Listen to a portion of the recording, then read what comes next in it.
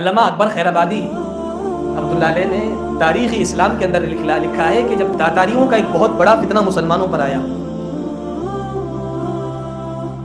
تاتاری جانتے کون ہیں؟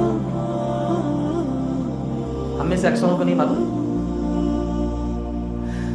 اس وقت کا موجودہ اسرائیل اور یہودی صہیونی، اس کے بارے میں آپ ان حالات میں کتنا نفرت بٹھائے ہو اپنے دل و دماغ میں، اگر تاتاری اور چنگیز خان کی اگر تاریخ آپ کے ساتھ میں اور آپ کے سامنے ہوگی تو اس سے زیادہ درندگی قیامت تک کسی نے شاید کی ہوگی.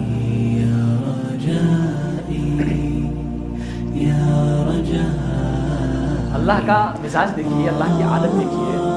جس قوم نے مسلمانوں کا خون کی ایسا پانی سے زیادہ بہایا ہے، اس تاتاری قوم نے، میں بیان نہیں کر سکتا. پھر تاریخ کی طرف میری بات کا رخ چلے جائے گا. آپ تصور سے باہر سوچ بھی نہیں سکتے کہ کتنا ظلم اور بربریت تاتاریوں نے مسلمانوں کے ساتھ کیا ہے.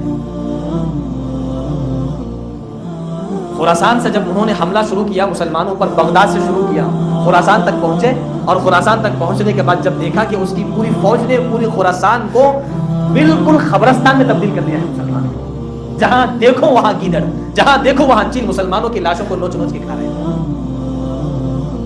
ساری مسجدوں کو منہدم کر دیا گیا، مدرسوں کی اینٹ سے اینٹ بجائی ان تاتاریوں نے. بیچارے مسلمان ان کی گھبراہٹ اور ان کے خوف کے عالم کی وجہ سے زمین کھود کر اپنے بچوں پر، اپنے خاندانوں کو زمین دوز کر لیے. چنگیز خان تھا، اس نے اپنے ساتھ جس علاقے کو وہ تخت و تاراج کرتا ہوا جاتا تھا تو کچھ لوگوں کو وہ مارتا نہیں تھا. ایک اس علاقے کا قاضی، دوسرا اس علاقے کا مفتی اعظم، تیسرا اس علاقے کا مؤذن. یہ تین طرح کے لوگوں کو ہمیشہ اپنے ساتھ اور لشکر میں شامل کرتا تھا. زنجیروں میں جھگڑے ہوئے. جب خراسان پہنچا دیکھا کہ پورا شہر تباہ و برباد ہو چکا ہے. ایک انسان نہیں ہے، پورا جو ہے شہر خراسان کا وہ جسموں کے تعاون سے بدبودار بن چکا ہے.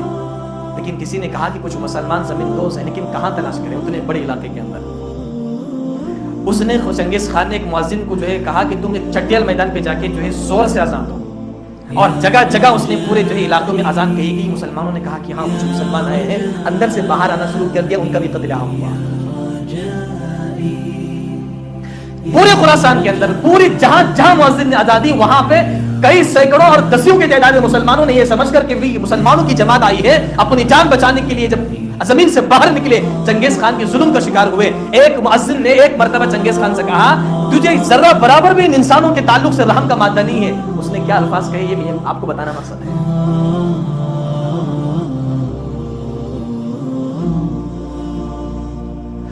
شاید اس ملک کے وزیر اعظم کے دل کے اندر بھی وہی الفاظ ہوں گے، لیکن وہ ظاہر نہیں کر پا رہے جو چنگیز خان کے اندر تھے. چنگیز خان نے کہا مسلمانوں، تم نے اپنے خدا کا دین چھوڑ کر اپنے خدا کے ساتھ تم نے بغاوت کا معاملہ کیا ہے. تم نے اپنے دین کو چھوڑا ہے. اللہ نے مجھ جیسے ظالم کو تم پر مسلط کیا ہے. اور تم کیا سمجھ رہے ہو کہ چنگیز خان مسلمان تھا؟ وہ تو کافر تھا. اللہ تعالیٰ حالات کا رخ کبھی ان کے ذریعے سے ہماری تربیت کرتے ہیں، سمجھ لیجیے. وہ بھی قرآن کریم کے اندر ہے. کبھی ہم نے قرآن کریم سے پوچھا کہ ہم اپنے بدعملیوں کا جو ہے بیڑا ہم ملک کے ظالموں پر ڈال رہے ہیں؟ کبھی سب سے بڑا ظالم جو اندر بیٹھا ہے نفس، کبھی اس پر اپنے گناہوں کا بوجھ ڈالا؟ کہا دیکھ تیرے گناہ کرنے کی وجہ سے عالم اسلام متاثر ہو سکتا ہے. تیرے گناہ کرنے کی وجہ سے پورے مسلمان تو کیا اقلیتی طبقے کے کفار اور جو ہے عیسائی لوگ بھی پریشان ہو سکتے ہیں. میں پہلے بھی عرض کر چکا ہوں، اس دھرتی پر اللہ کی نافرمانیاں غیروں سے زیادہ اللہ کو غصہ دلانے والی ان لوگوں کی نافرمانیاں ہیں جو اللہ کا نام لیتے ہیں. نظام عالم کافروں کی سود کھانے سے، ان کی حرام کاری سے اور ان کی ظلم اور بربریت سے اتنا متاثر نہیں ہو سکتا جتنا مسلمانوں کا آپس کا اختلاف، آپس کا فساد، آپس کا جھگڑا، اللہ کے ساتھ بغاوت، دین سے دوری، یہ پورے نظام عالم پر متاثر ہو سکتی ہے. کبھی ہم نے سوچا؟